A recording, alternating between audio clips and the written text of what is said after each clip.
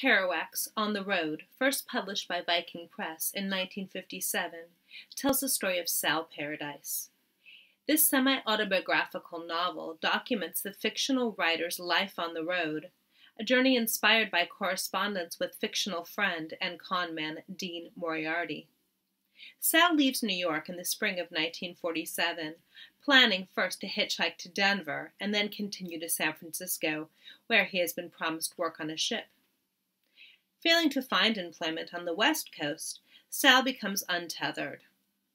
First, he attempts to write a Hollywood screenplay, then gets a job picking cotton, then writes, then attends school on the GI Bill, then drops out of school, then visits New Orleans and California before again returning to New York by bus.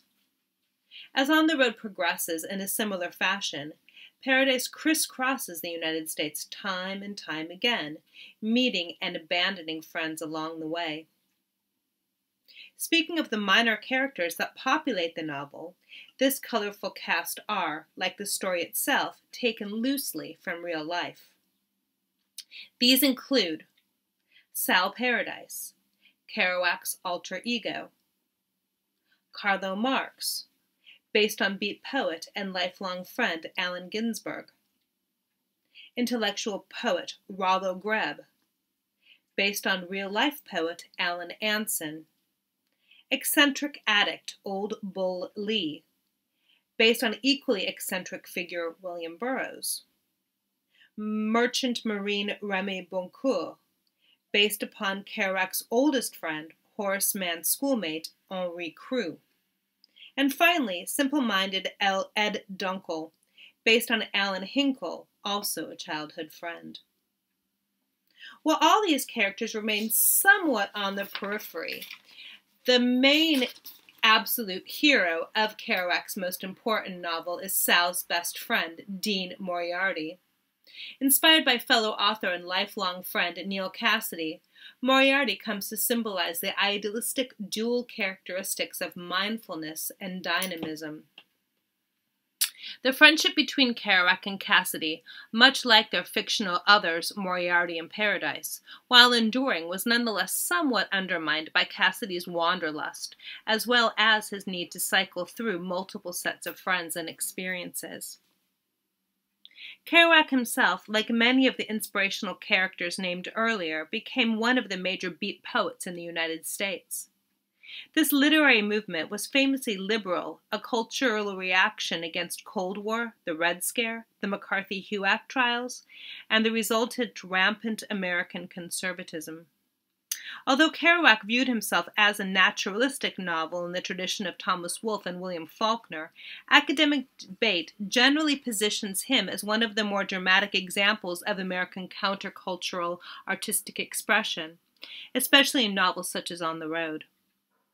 What these theorists possibly, however, overlook is Kerouac's own upbringing. It must not be forgotten that his parents, especially his mother, were devout Roman Catholics, and it was a memory and imagery of a distinctly Catholic childhood as an altar boy in the impoverished northern factory town of Lowell, Massachusetts, as much as his short 2-year stay in New York City's Columbia University, that informed much of Kerouac's fiction.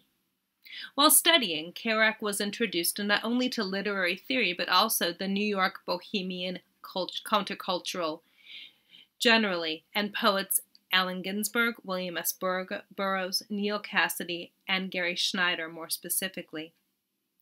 The experiences that comprise On the Road largely occurred between the years 1947 and 1950 and involved the real-life road trips taken by both himself and Cassady.